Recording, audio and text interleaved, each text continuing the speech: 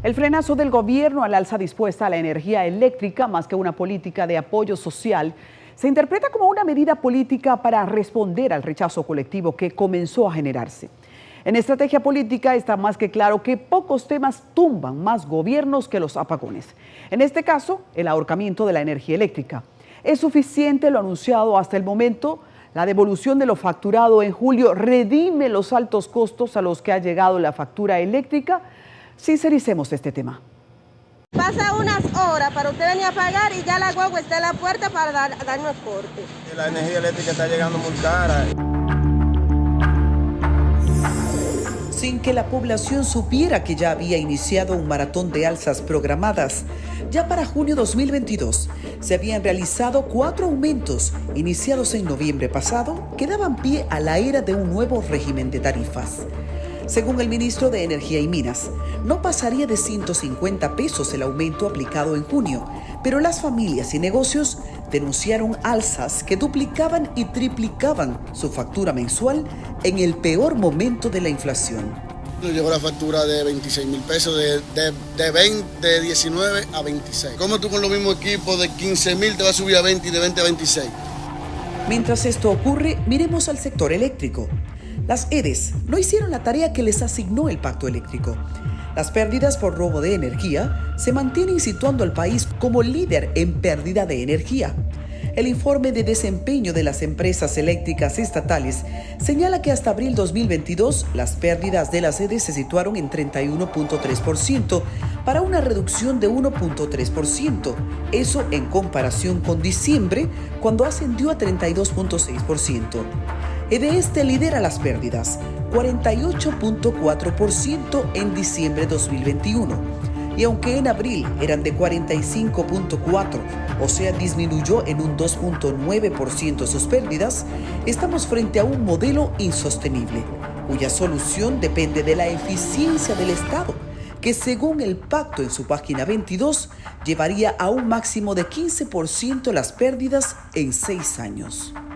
Antes de utilizar el pacto para aumentar la tarifa, escudándose que esa era una orden del pacto, y no empezar a aplicar el pacto en la parte que más le conviene a la población, que más le conviene a la gente, que más le conviene al sector, como son la reducción de las pérdidas, que son graves, la eficiencia del sector de distribución, o sea, de la sede, el régimen a que están sometidos los administradores si no cumplen con las metas que se han trazado, que debían ser metas objetivos, o sea, un régimen de consecuencias. Todo eso está contemplado en el pacto. Entonces, había que hacer una serie de cosas para llegar ahí.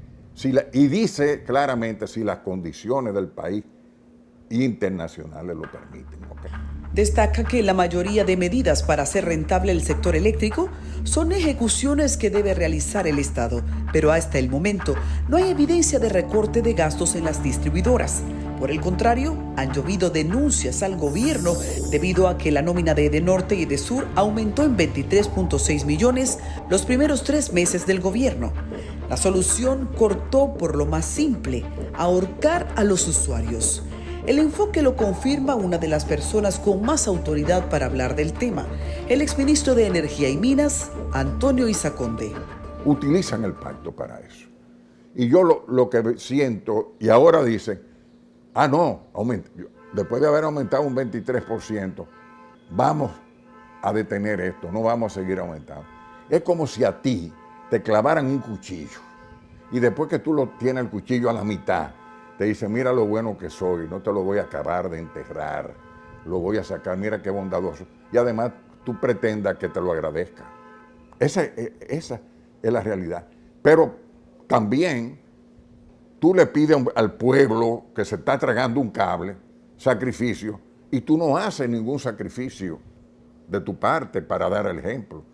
Porque lo que primero debió hacer, si iban a tomar una medida parecida a esa, había que comentar algo.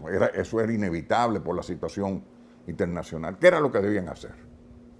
Primero, nosotros vamos a tomar medidas drásticas para reducir las pérdidas.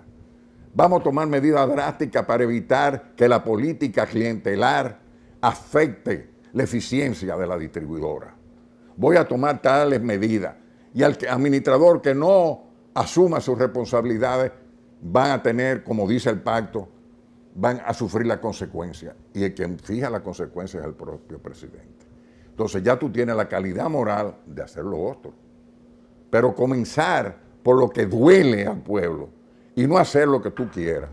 Revisamos el pacto eléctrico. Efectivamente, establece que las condiciones para un aumento de la tarifa deben estar vinculadas a una realidad nacional e internacional que no existía en este momento, lo que convirtió la decisión del gobierno en un desatino. En enero de 2021, la gasolina regular costaba 209 pesos con 90 y la premium 223 con 10. Hoy día esos mismos combustibles cuestan la gasolina regular 274,50 y la premium 293,60. Son solo un reflejo de renglones que mantienen a la población en una jaula inflacionaria. Por más eficiente incluso que sean las empresas eléctricas, hay un sector de la población que no puede pagar totalmente la luz y por eso es importante los subsidios focalizados. ¿A qué usted le llama la pobreza eléctrica? Que hay gente que por más eficiente que sea, no tienen dinero para pagarle el costo de la electricidad. Es imposible, no ganan. ¿El gobierno ha establecido en algún punto, o los gobiernos, que el subsidio eléctrico es insostenible?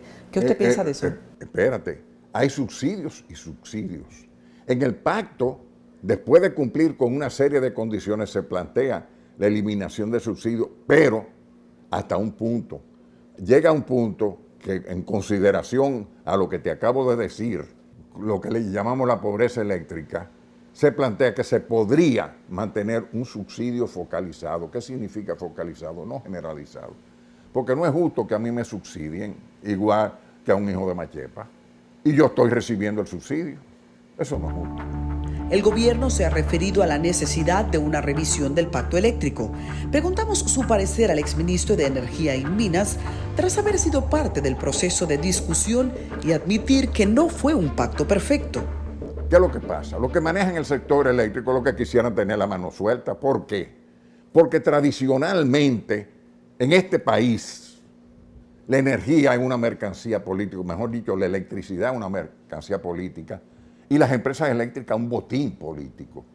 Entonces ellos querían tener la mano suelta. Y aunque muchos decían, yo quiero el pacto y voy al pacto, en el fondo no querían que le amarraran las manos. Y el pacto, con toda su deficiencia, tendía a controlar el sector, a controlar los administradores, a tomar una serie de decisiones que iban en beneficio de la competitividad del sector. E incluso en el pacto se habla de que los gastos operativos deberían llegar un momento a igualarse a lo que son los estándares internacionales de empresas similares. Todo eso está previsto en el pacto y en eso era que había que trabajar. ¿A qué cree usted que se debe que, siendo el pacto tan claro, el gobierno se limitara al alza a los clientes, a los usuarios, en vez de asumir todos estos arreglos que pudieron haber eficientizado los costos operativos? Politiquería. Pero además, fíjate, en el gobierno pasado, en mi gobierno, porque yo fui parte de él, tampoco se ejecutaron la mayoría de los acuerdos del pacto, y eso lo podía hacer el presidente con firma o sin firma.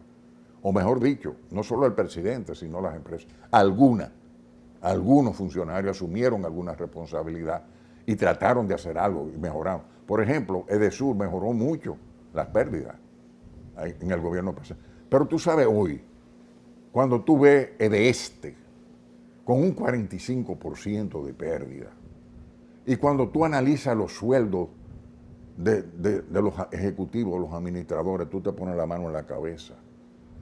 Son millonadas. El pacto eléctrico consignó que el Poder Ejecutivo, para hacer transparente el traspaso de recursos a las EDES, realizaría inversiones en programas de reducción de pérdidas y programas de expansión de redes. Actualizaría la lista de beneficiarios de subsidios, entre otras iniciativas. El pacto hizo una ruta para cobrar más, gastar menos e ir sincerizando el precio. Pero de todo, solo se asumió el fiel cumplimiento de subir la factura. ¿Usted cree que es inoportuno revisar el pacto? Para mejorarlo, pero no para santificar una metida de pata como esta. Es lo que vuelvo y te digo.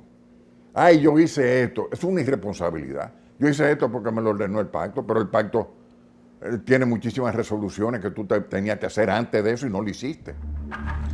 El poder adquisitivo de la gente ha bajado de manera estrepitosa. Los salarios han perdido su valor en más de un 20%. Frente a esto, el impacto de los subsidios y la estabilidad son una prioridad. El exministro, también economista, nos habla de su percepción de la inflación. Ahora se está hablando de inflación, de crecimiento. Pero cuando usted habla de inflación, usted está hablando de promedio. Usted dice el 8%, el 7,5% promedio. Un 7,5%, un 8% de inflación es igual para un hijo de machete que para un tutumpote. No. Para ti o para mí, no. Cuando hablamos de crecimiento, tenemos que ponerle al lado crecimiento con desigualdad, porque la desigualdad es creciente. Aquí, el 10% de la población se queda con el 90% de los ingresos del país, de lo que producimos. Y de ese 10% también hay rangos diferentes. La energía eléctrica está afectando el desarrollo, especialmente de las medianas y pequeñas empresas, que según datos representan cada vez más de la cuota de la empleomanía. Nosotros tenemos que hablar de competitividad país. Eso significa productores competitivos y un Estado eficiente. Si el productor, por más eficiente que sea, y el Estado es ineficiente, tú no vas a tener una competitividad país que te permite incursionar en los mercados internacionales y competir en el mercado interno porque tenemos tratados. No. Entonces, esas son las cosas que te deben de preocupar, lograr la competitividad país. Entonces, tú tienes que trabajar en hacer el Estado más eficiente. Pero para hacer el Estado más eficiente, con este sistema clientelar que nos avergüenza y que nos tiene de rodillas, cuando tú ves, hay excepciones. De todo lo que estoy diciendo, hay excepciones. Empresarios que son innovadores, políticos que tienen otra visión, pero son minorías. Cuando tú ves un congreso, eso da vergüenza. Da vergüenza. Tú puedes ser eficiente con una estructura política así. Ni los salarios ni la productividad han logrado compensar el gasto actual de las familias. Según la página 30 del documento, si al 31 de diciembre del 2022 no se ha logrado la meta de una reducción de pérdidas a 15 puntos porcentuales, en 2023 y 2024, en el cálculo de las tarifas a aplicar, tendrá que prorratearse, o sea, repartir proporcionalmente la meta con la reducción alcanzada.